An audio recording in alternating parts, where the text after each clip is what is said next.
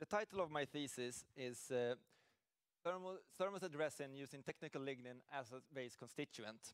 And in principle, I want to take lignin and cure it to form thermoset materials. You can say that we can divide it into two main parts: functionalization of lignin and then the production of the materials. But first, before I go into those kinds of details, I'm going to start with a small background. So in essence, we're talking about macromolecular materials. And macromolecular materials are made up of polymers, that is large molecules that consists of smaller repeating units called monomers.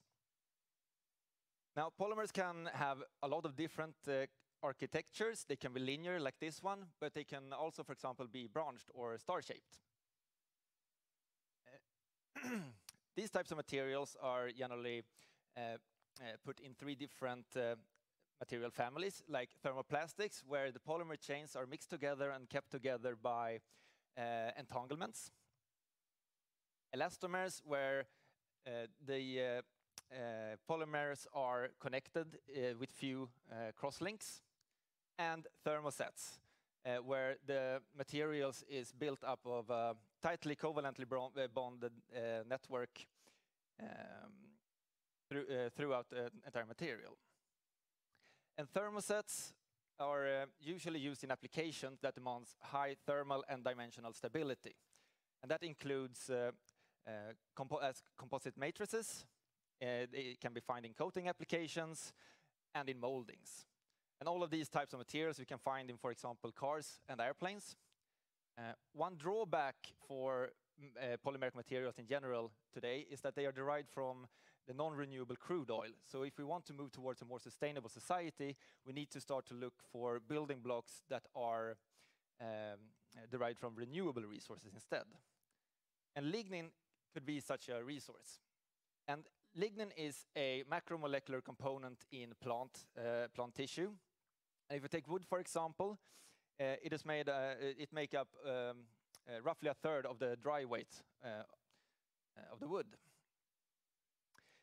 The wood itself is a very complex biocomposite, which is impressive in many ways. And lignin is found throughout the wood tissue. But it's found in its highest concentration in the mid-lamella between the fibers.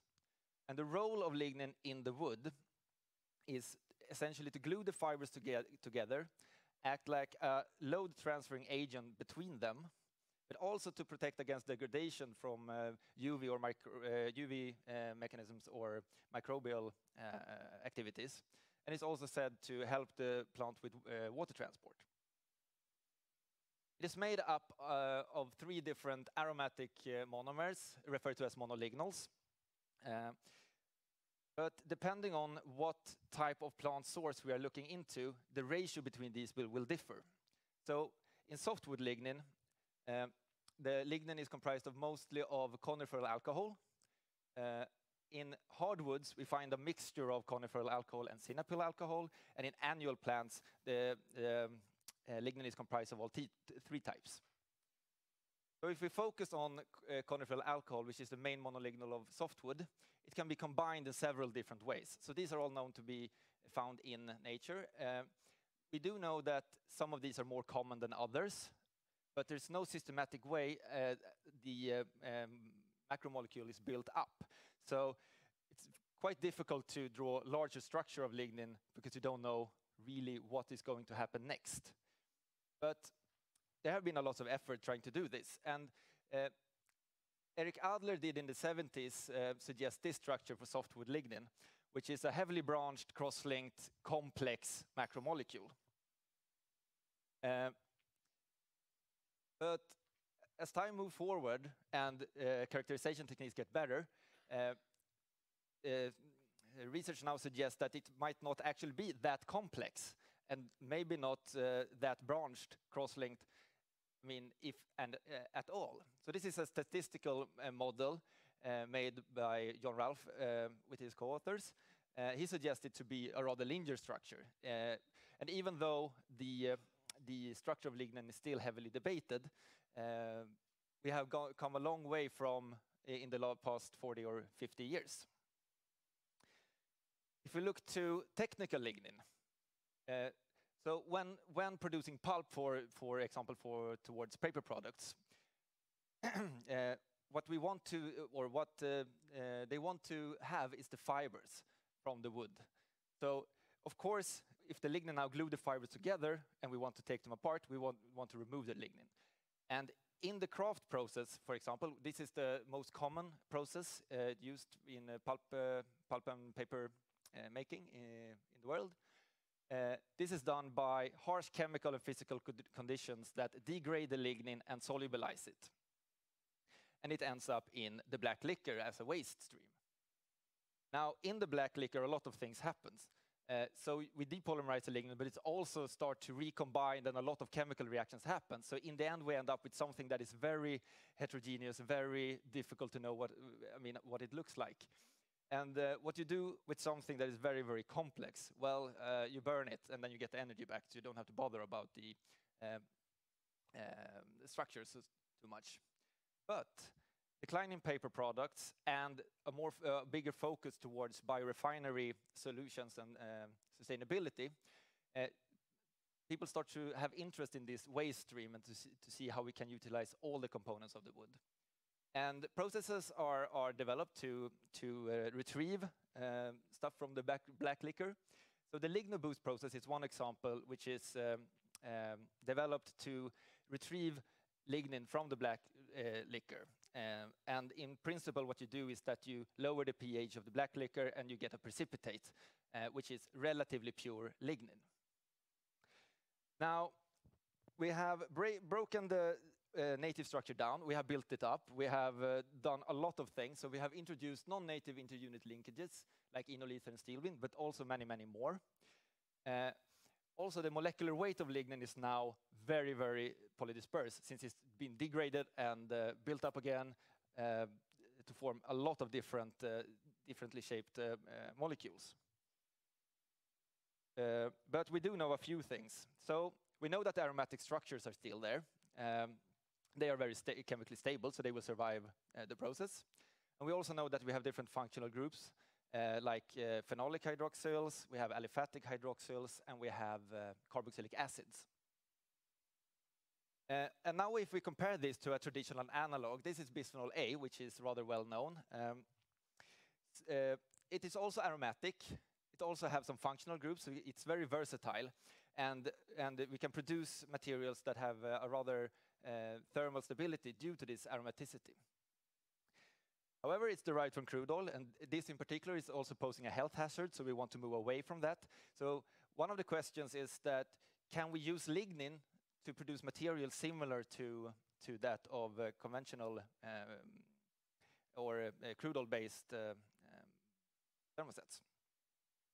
But we have to tackle the heterogeneity somehow, and in a solvent fractionation procedure was developed by Duval et al. In 2014. It was published 2015. And in principle, it's a rather simple procedure. You take the LignoBoost lignin that you have retrieved from the black liquor, throw it into ethyl acetate, dissolve as much as possible, and then filter it.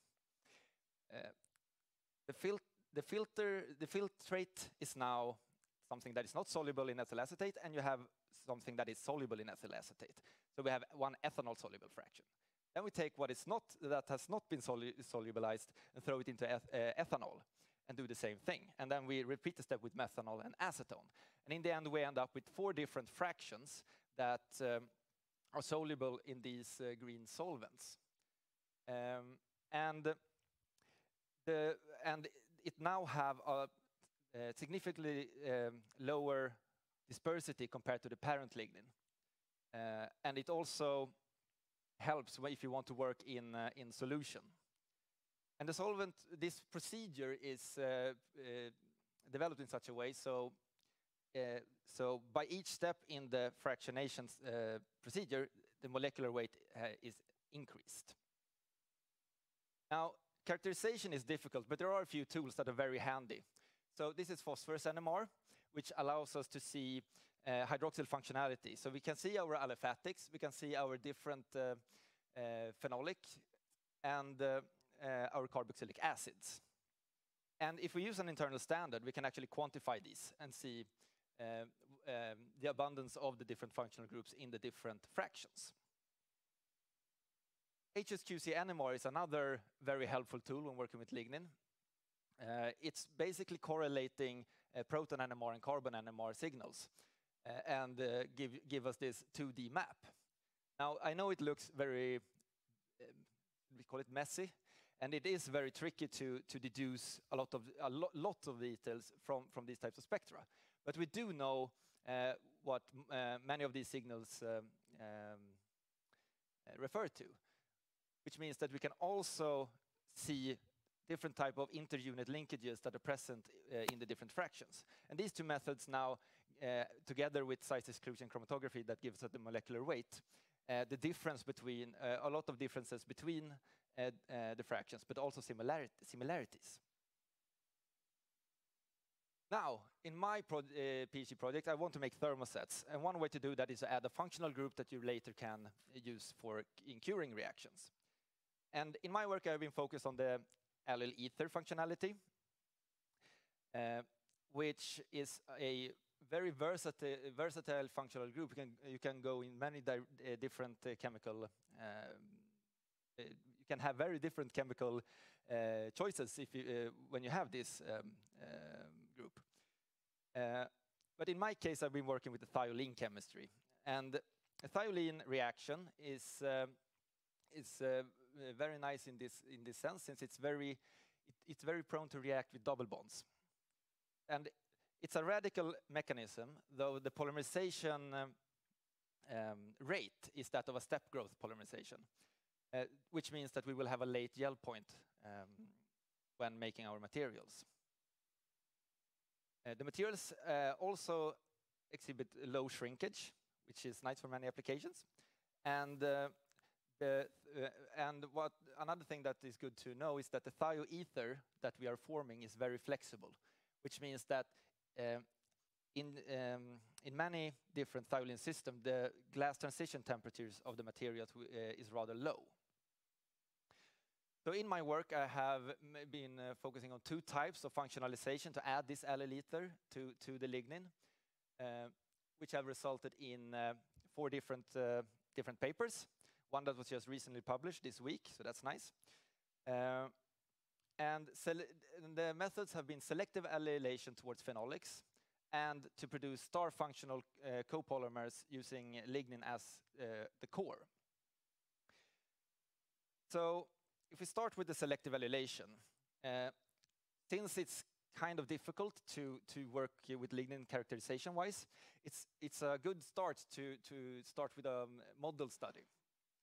And in our model study, or my model study, we chose conifer alcohol as the model compound, which is the main monolignol of softwood.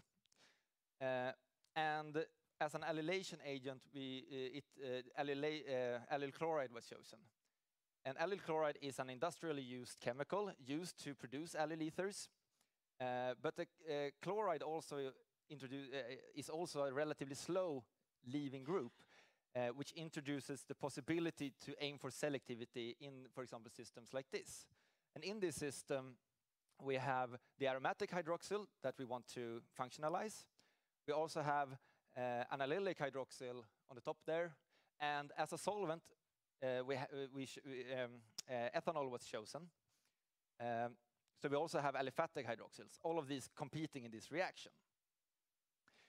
And this is the reason why we want to work with model compounds. So these are proton and NMR spectra of the reagent and as well as the product. I will not go through them in detail. I will just show you that working with model compounds give you the possibility to have really clean characterizations, so you can really know what you're doing. And this shows that after the reaction, we actually produce our desired product. And if we look closer to the reaction, we can see that the reaction is rather can be pushed to high conversions. So even after 6 hours, the conversion is rather high, but at 24 hours, we can have almost quantitative yields. So we can really say that we can do a selective allylation under benign conditions. This is below the boiling point of water, for example, in an atmospheric pressure, and we can push it to high conversions. So if we take our newly allylated product, we can notice that it's actually two functional. It has one allyl ether, but we also have the double bond directly conjugated to the aromatic ring. So if we mix this with a 3-functional thiol, we can form the thermosets that we are interested in. And being a thiolene system, it's often promoted by UV light. So we mixed the resin together with a UV initiator, shine some light on it, and we form the thermoset. And we can see this if we look to FT Raman spectroscopy. Both thiols and the carbon-carbon double bonds, that is also called enes, give strong signals in FT Raman.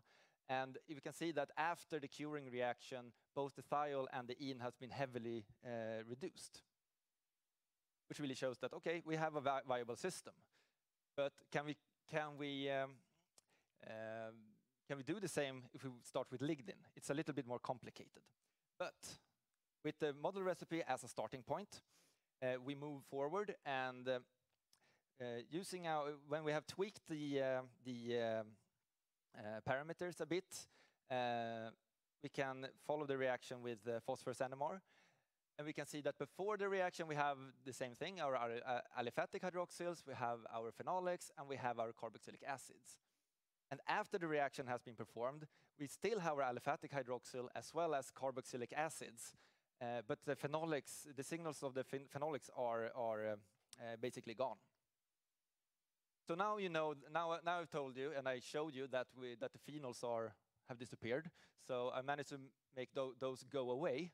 But I can also show you proton NMRs and 2D and HSQC NMR actually showing the signals of the formed allyl ether, the functionality that we want. If we look closer to the HSQC NMR, we can also deduce another thing, and that is that before the reaction, we can recognize our some well-known interunit linkages within the lignin. And after the reaction, we can see that they are still there. They're still present. So we can do these reactions to high conversions without altering the structure of the lignin backbone. So in this case, we can really show that selective allylation works. So if we move forward towards the next, the other functionalization technique. In this system, we used a ring opening polymerization technique using epsilon caprolactone and then allyl functional cyclic carbonate that was developed by Peter Osen and his co-authors.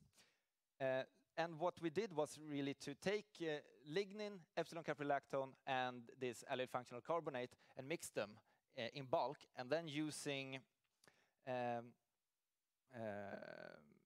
methane sulfonic acid as a catalyst at room temperature, we can let this reaction go on. And if we use strong acids with lignin, we know that it can have some effect on the lignin backbone. And in this case, we can actually see, using the HSQC NMR again, that the signals that we are used to are no longer present after the reaction has been taking place. So this means that something is happening to the lignin backbone. This is not necessarily a bad thing. What the reality of it is that we will have a higher degree of functionality or a higher degree of initiation points where we can start this ring opening polymerization. But if one wants to work with these kinds of systems, it's important to know what does it do to the lignin and understand that. course, we return to the phosphorus NMR again, and we can realize that, okay, we still have phenolics in the product. And this could be due to two things. It could be due to steric hindrance, that the ring opening polymerization actually doesn't, I mean, that it's too sterically hindered, so the ring opening polymerization can't initiate from those sites.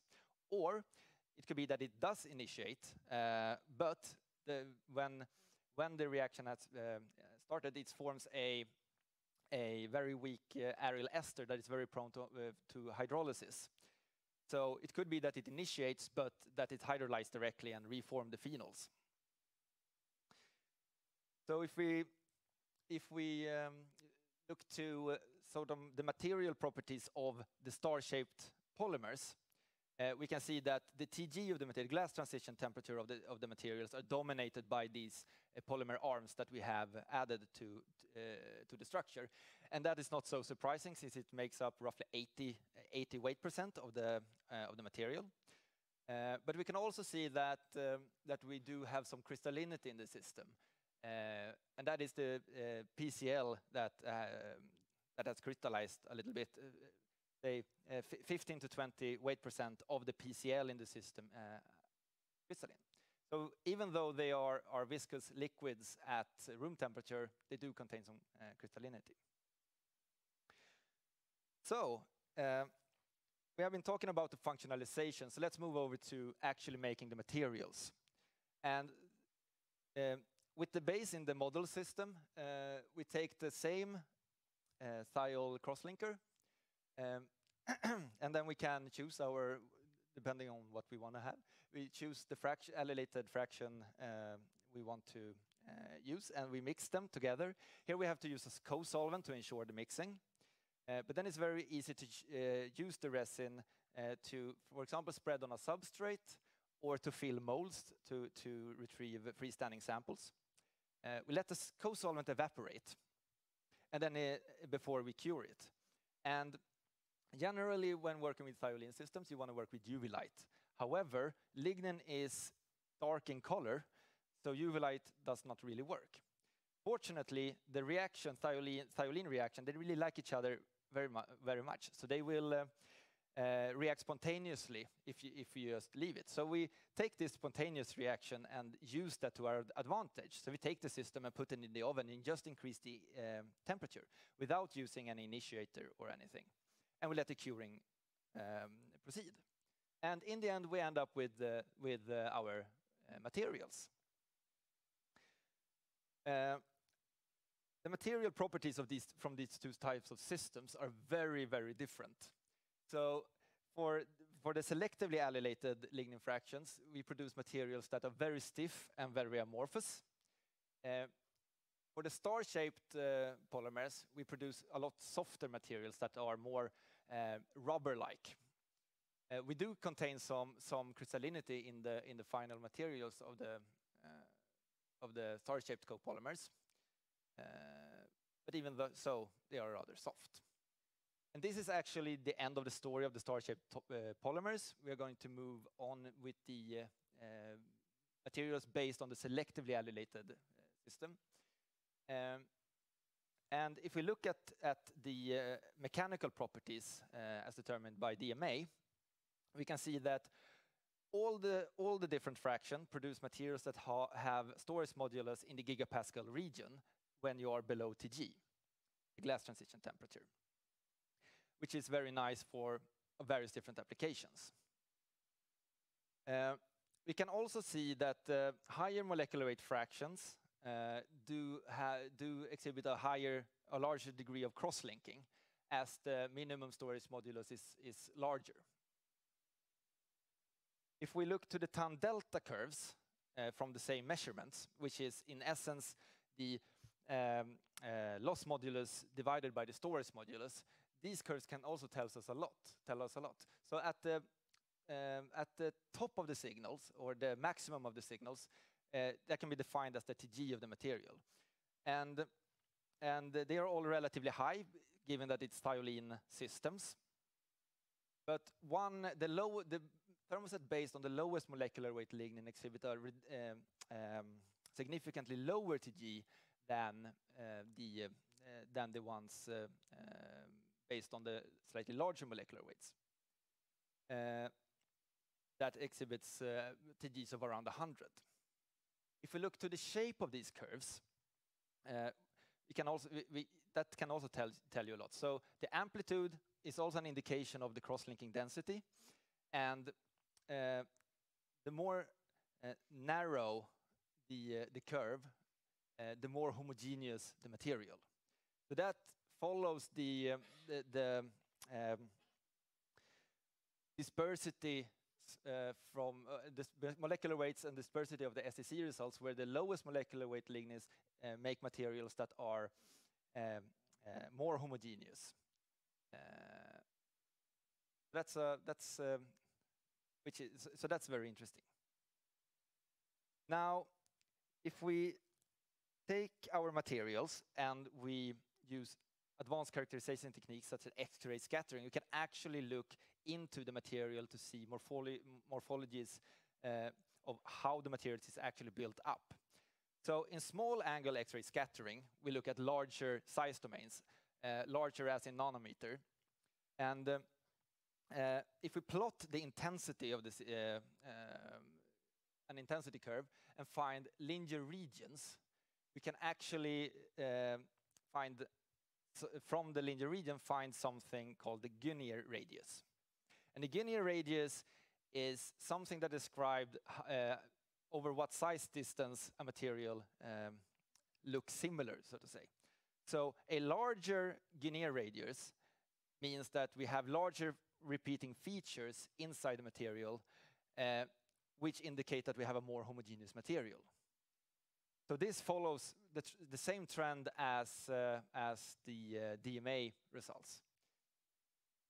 Now if we move towards wide-angle X-ray scattering, which allows us to look at smaller size domains, and now we are in the Ångström region, we can see that all the different, we do a similar plot, and we can see that all the materials exhibit a signal that can be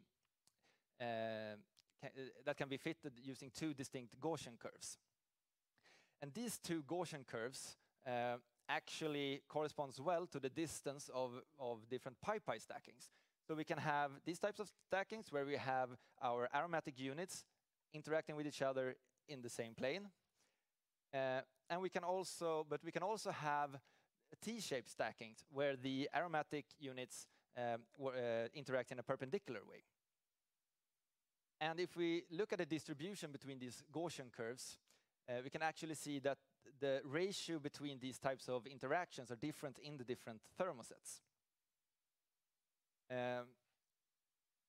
Advanced characterization techniques like these are very, very useful for a lot of things, and I think this will be very important for the future as well. So as a last point I would like to show you is a pre-study of an example of an application. So this is not published, it's just something I want to show you because I think it's interesting to actually see something that you can really understand, like a carbon fiber composite. So we take the resin that is based on the ethanol-soluble fraction, the selectively allylated one. We mix it the way that we did before, and we pre-impregnate commercial carbon fibers. We let the solvent evaporate just like before, and then cure it under pressure, and of course increase temperature. Excess resin is bled out, and what we end up with is a carbon fiber composite with a lignin-based matrix. Now, if we do some tensile testing on this one, given that in the fiber direction, the fibers carrying most of the load, or basically all of it, even so, we can see that the values that we get from our pre-studies are in the same ballpark as commercial systems. So it really shows that it has a potential to be used in systems like this. And if we look at the fracture surface of these composites, we can actually see that the lignin matrix really impregnate into between the fibers and seem to stick to them very well, which is important when it comes to composites, to have a good interaction. And with that, I would like to just, as a summary and conclusion, I would like to say that, okay, we have done two different synthetic procedures. One to selectively allylate the lignin, and one to produce allyl functional star-co-polymers. And we could see that it could be done, and we could see that there are more or less effect on the lignin backbone. These systems could both be used in thermally induced thiolene curing systems without the use of any initiator. And if we look to the materials based on the selectively allylated systems, we can see that the choice of fraction affect the final properties, and that the properties could even be comparable to commercial thermosets. We can use advanced scattering techniques to look inside the material morphologies and learn a lot from that. And in the end, I've demonstrated a potential application for this carbon fiber as a carbon fiber composite matrix with some promising results. So in the future, of course, I would like to continue to dig into the properties of the lignin-based materials. There's a lot of properties that we have not looked into, like barrier properties and so on. And there are many that would be very, very interesting to look into. Of course, it's always fun to play around with applications when you have produced a material. So I took the example of the carbon fiber composites matrix, but there are many other applications like in coatings or well, the sky's the limit. It would be very fun to play around with this a bit more. I would really like to emphasize that using advanced characterization techniques can really provide a lot of information for these types of materials. So I think this will play a bigger and bigger role in the future. And in the end, it would be nice to move towards a more 100% renewable system. So in my study, or in my work, the focus have been on lignin and the lignin fractions and how they behave in material systems. However, allyl chloride and the thiolene crosslinker is not really derived from renewable resources. So this would be a nice next step to move towards. And with that, I would like to acknowledge Knut and Alice Wallenberg Foundation for some financial support. Of course, my supervisors, Mats Johansson and Martin Lavoko, for taking me in to let me be a part of this PhD study, but also for all the help and guidance throughout the work. All of my co-authors that I have been working with, producing all my papers. I've really learned a lot working with you guys, and I appreciated it a lot. All my co-workers of the Division of Coating Technology and Wallenberg Wood Science Center. Without you guys, I mean, it would have not been the same being here for these past years. And at last, all of you for listening. Thank you.